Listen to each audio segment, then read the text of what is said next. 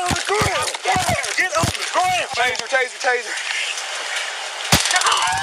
Put your hands behind your back. Behind your back. Make sure union rolling. Put your hands behind your back. Oh, God damn it, get up here. Motherfucker, you better not move.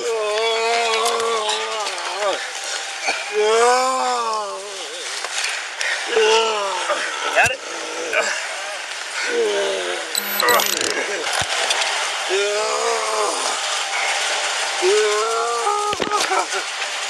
You all right? All over. Oh, this guy ain't got AIDS.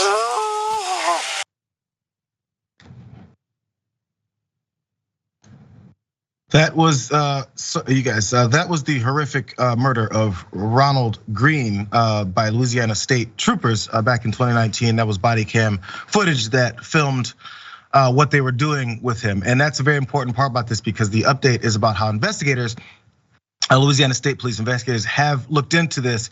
And what they've discovered is more than just egregious bloodthirsty cops. What they've also discovered is a bit of a cover up. So let's go into some of those things that they didn't want to be seen, specifically that video evidence. Not because it was gruesome, but because it showed what they did. Let's get into some of the details because some of these investigators requested that those troopers would have been arrested and charged right after that murder, but they were rejected by their commanders. That's where it all begins. More from the AP here. Legislators heard explosive testimony from a supervisor who said he was instructed not to give prosecutors this body camera footage that showed troopers stunning, punching, and dragging Ronald Greene.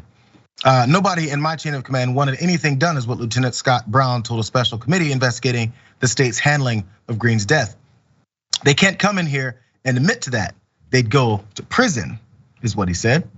So the state troopers, they also lied to his family. We heard about this as it happened, and he told them that he died as a result of a car crash after that high-speed chase that he took them on. That's where they finally confronted him there when they decided to do those things.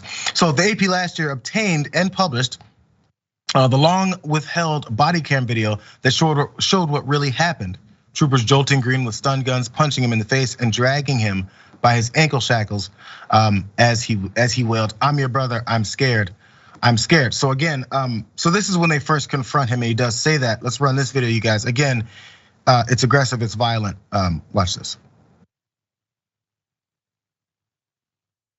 Let me see your fucking hands, mother. I got you. Come here, mother. I got. Get out. Okay. Come here, mother. Oh, Lord Jesus. Get up. Let me see your hands. Get out, come on. Okay. I'm sorry. I'm scared. I'm your brother. I'm scared. That's how the interaction began. Then they had him outside, is what you saw at first as they murdered him. So the ranking officer that was also on the scene, he tried to cover up his body cam evidence as well, as I mentioned, this particular one. The lead detective in Greene's death is Albert Paxton, and he told lawmakers that the ranking officer at the scene of Greene's death should be prosecuted for a cover up for denying the existence of his own body camera footage.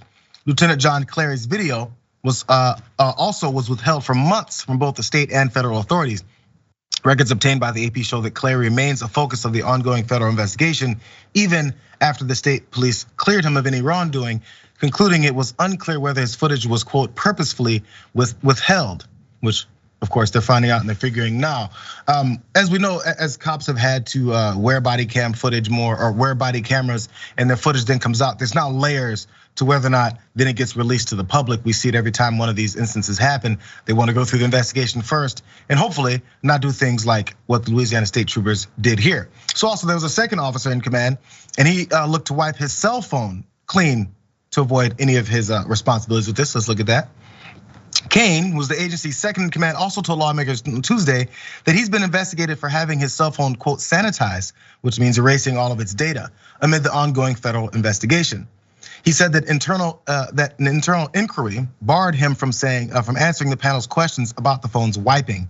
"I have nothing to hide," is what Kane said. "I didn't do anything wrong." And another police official, Trit Lee, he acknowledged wiping Kane's phone and those of the two top commanders at the time of Greene's death, saying that he was then unaware of policies and laws against doing so. So that police official was probably told to do so by the folks whose phones they needed wiped clean. So, okay, as we go through this whole thing, and now we've seen that there was an extensive, purposeful cover-up from the evidence being shown of what they did to Ronald Greene. I think we can finally start acknowledging, or maybe not start, maybe people who've denied it before can acknowledge that when police do these types of things, they know what they're doing. They're not afraid for their lives. They're not thinking he has a gun. They're not thinking the next thing is gonna happen. He took them on a high-speed chase and he evaded the police. So does that equal a death sentence is now the question we have to ask, because that's what they determined they're gonna do to him right there, and they did it. After they did it, they wanted to cover it up so that the public and his family wouldn't know what they did to him. Now imagine that's your kid. And the cops come to you and say, yeah, he was a criminal. He led us on this high-speed chase. He crashed his car and he killed himself. What can we do? When in reality, that's what happened. And when you watch that video as his family, then how do you feel? Do you feel that every time the cops are gonna pull you over the next time that you can trust them? Do you feel that they're gonna be up and up about what it is they encounter that they had with you afterwards? Because everything they did here shows the exact opposite. It shows that they killed a man and they decided to cover it up because his life did not matter to them even that much to say, you know what, we killed him. After he took us on that chase, we killed him. We were amped up and we wanted revenge, because that's what it was. Okay.